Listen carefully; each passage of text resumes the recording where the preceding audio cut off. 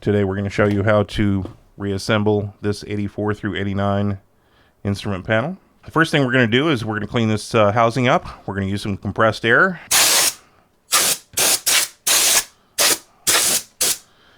We're going to get rid of any paint chips. We're going to get rid of any dust that's inside or bugs that are inside this instrument panel. We're going to take some Windex and a paper towel, and we're just going to clean these corners out. The reason for that is that it's very difficult to clean these corners out while the LCD panels are installed without damaging them. So we're going to do it while those panels are out.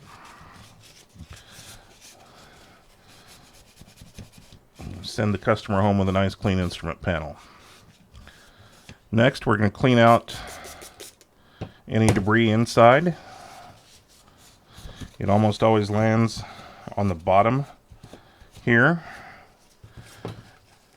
If the customer used a cleaning product like Armor All finds its way inside these instrument panels.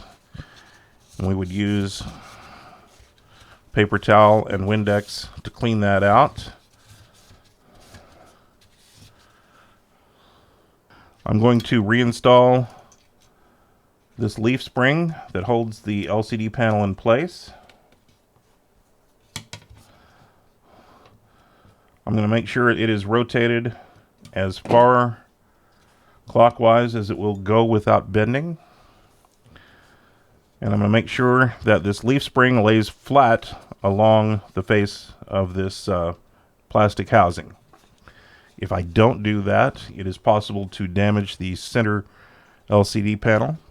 So I'm going to be very careful there. I'm going to take some Windex and clean this LCD panel.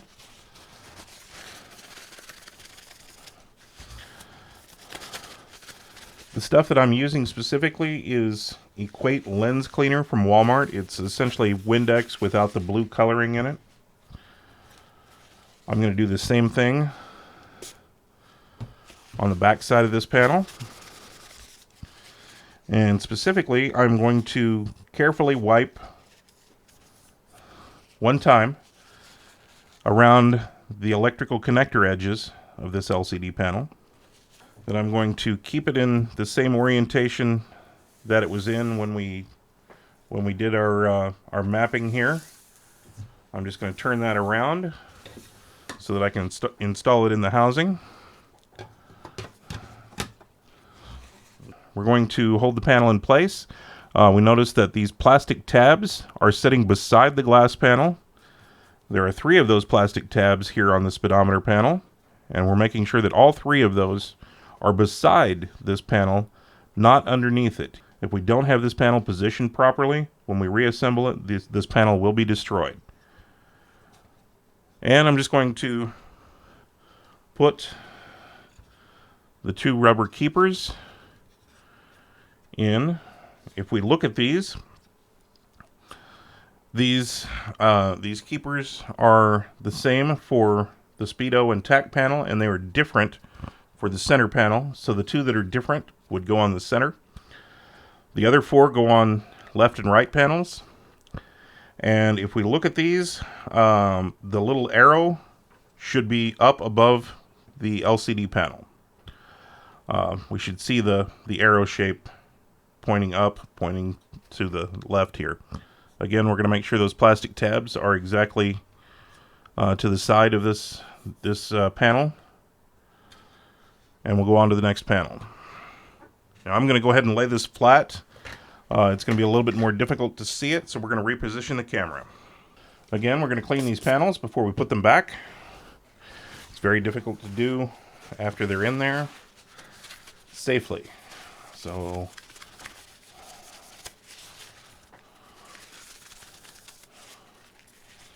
just clean both sides. We'll go around the edges, clean the electrical contacts. We don't want to scrub those off. It is really just a conductive paint, but we do want them to be clean. We'll lay that panel flat against the plastic housing, and we're going to verify that the 3 plastic tabs which index that in place are setting to the side of the glass panel The glass panel is in no way on top of those. And then we'll put the rubber keepers in place. Again, these are oriented such that the outside connectors all look the same, and that you see the arrow pointing to the right, the arrow pointing up here. We're going to clean that third panel.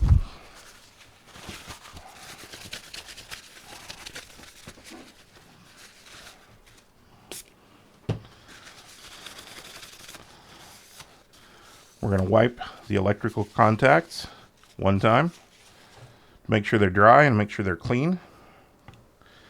And then to install this panel, we're going to install the right side first. We're going to lay that flat on the plastic housing. We're going to make sure that the bottom is up against this plastic tab, which indexes it in place. We're going to press the panel sideways, moving that leaf spring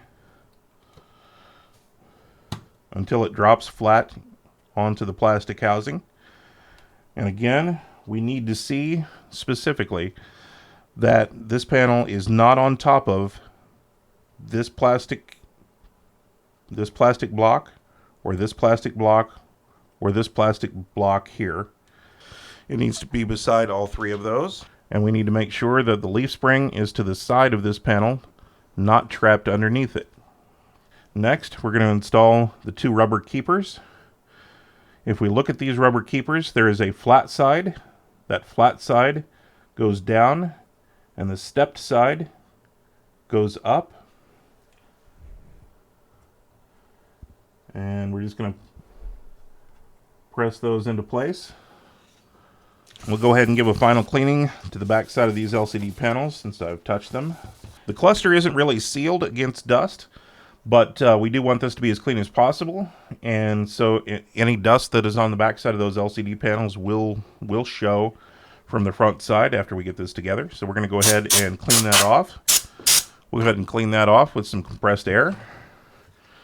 We're going to clean the plastic filter to the best of our ability.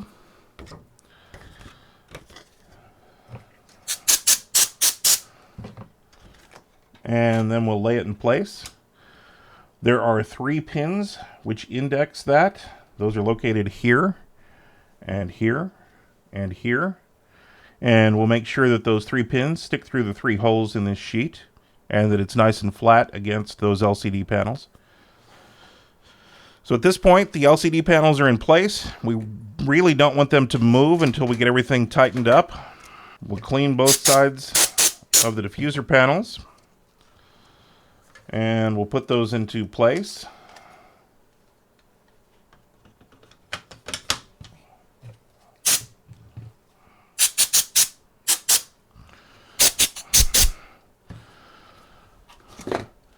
These things are absolutely covered with paint chips. I know it's hard to see, but we want them to be as clean as possible. Any paint chips that find their way onto those elastomeric connectors will cause a segment not to light up on an LCD panel.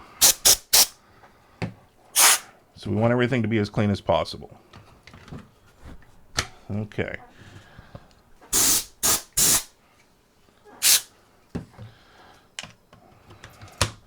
When we install these black plastic trays and light diffusers, we want to make sure that the pins on the light diffusers stick through the holes on these black plastic trays. We want to make sure the pins on this black plastic housing stick through the holes that are on the diffuser trays. Okay, the purpose of these trays is to hold the elastomeric connectors in place. Before we start putting these back together, we're going to make sure that that these pink rubber blocks are clean. There are a couple of ways we can do that. If the debris is light, then and we don't see any grease or silicone oil on them, we can just use some compressed air to clean those up. And the way that we're going to clean those is not over the cluster. We're going to just use some compressed air and clean off the ends. And then we'll put the pink rubber block into the diffuser tray in exactly the same orientation that it came off.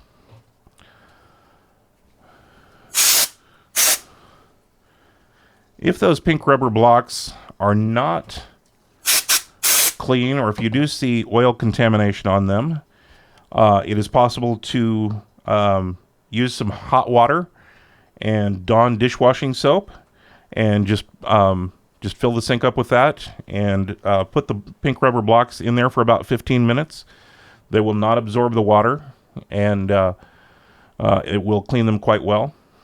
After you pull them out of that solution, you're going to rinse them in some hot, clean water to get rid of all the soap. And after they're clean, I would put them between some paper towels and dry them. Don't reassemble everything until everything is completely dry. The reason for that is that it doesn't take much current to drive an LCD panel. And water between any two of the segments will definitely cause the wrong segments to be driven. Okay. That looks pretty good. So we'll put that in there. We'll go on to the next panel. Okay, this would be the center. And we'll clean those up. Put them back where they were.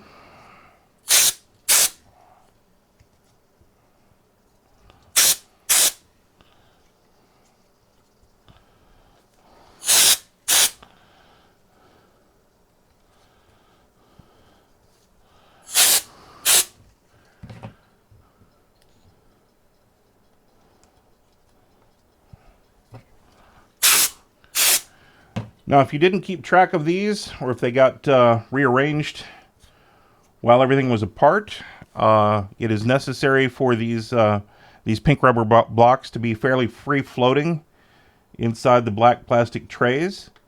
If they are not, just rearrange. Some of these trays are wider than others.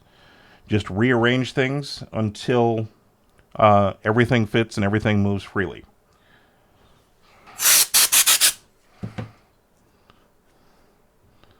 Okay.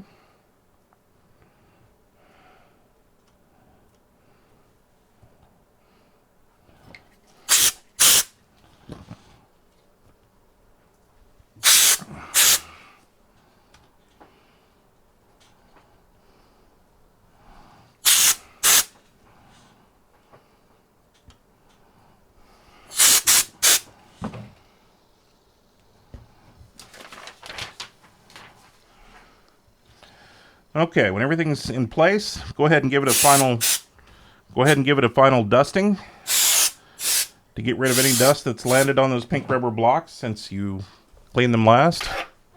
Next, we'll reinstall the LED driver board.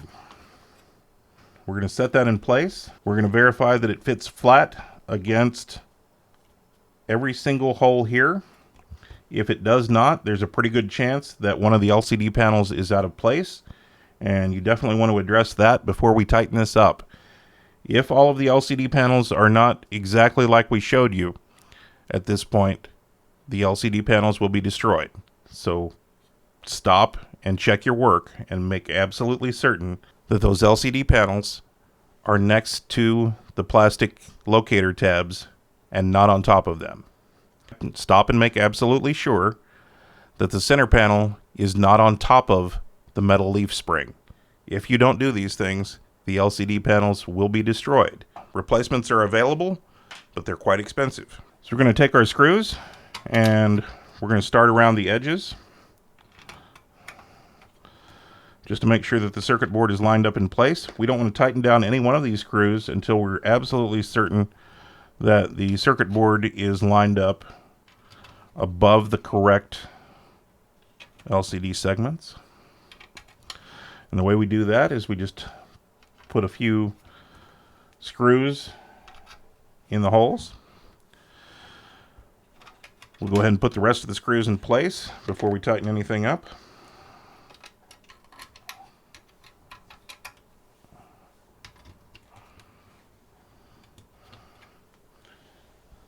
Okay.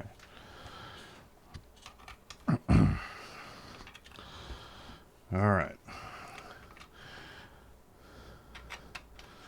An important point about this next step. You're going to see me using an electric screwdriver in order to reinstall these screws.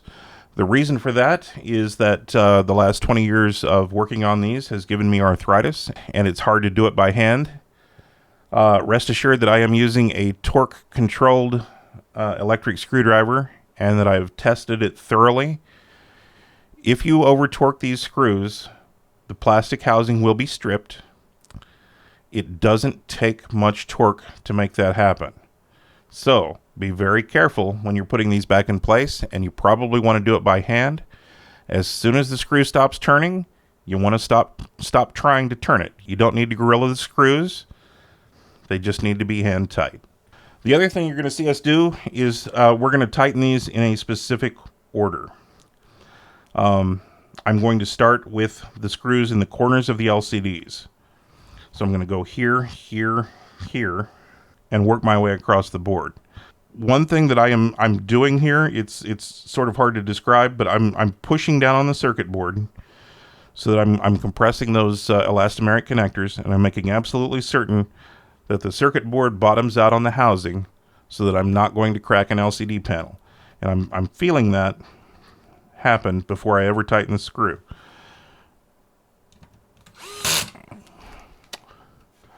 And I'm going to do the same thing here. I'm just pressing it into place first, and then I'm tightening it. So I've done the screws that are in the corners of this speedometer panel. Next, I'll do the screws that are in the corner of this center panel. Finally, I'm going to do the screws that are in the corners of this tachometer panel. Since we didn't hear a cracking sound, that's a good sign. We'll go ahead and tighten the rest of these screws. We're going to start in the center.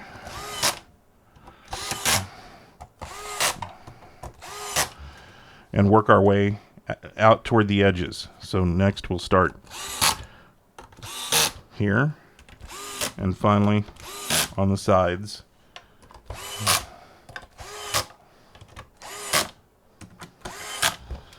We're going to make sure that all 22 of those screws are in place before we go to this next step. So at this point, it is safe to pick the housing up again. All of the LCD panels are in place and they can't move at this point. We're going to take a look, see that we've done a great job. We see no rainbow coloring on those panels. Next, we're going to do phase 2 of the reassembly. The first step is to reinstall the top logic board onto the bottom LED driver board. We'll notice that I am wearing a grounded static wrist strap, and we're working on a static controlled surface here in the shop.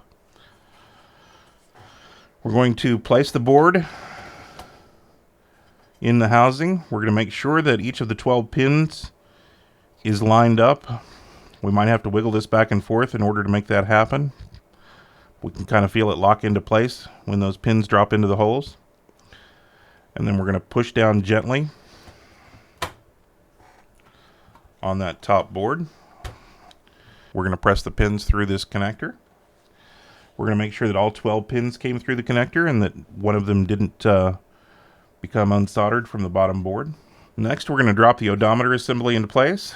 If, like most of these, yours has a coating of dust on it, you can use some compressed air.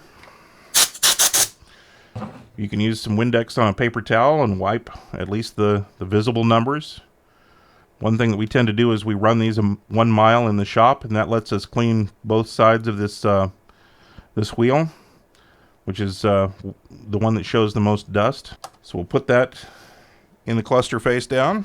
We'll take 3 screws and put them through the odometer holes. We'll take another 7 screws and put those in the holes for the top logic board.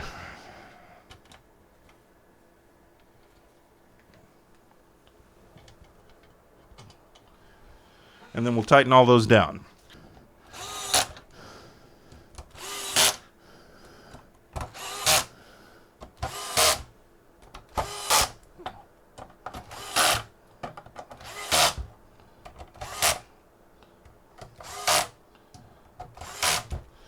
It is quite easy to strip out the plastic housing where these screws tighten into. So be very careful. Next, we're going to take the odometer connector. We're going to press it down onto the top logic board. We're going to make sure that it is not offset and that we don't see a pin sticking up on either side of this connector. And then we'll go ahead and put the back in place. Okay. We'll set the back in place. If it got bent during removal, we'll go ahead and straighten that out now. This one looks pretty good. We'll put those 5 screws in place. If you're dealing with an 84, there'll be a 6th screw right here. And the 6th screw will be the shortest screw that you find. It will be shorter than all of the other screws in the cluster.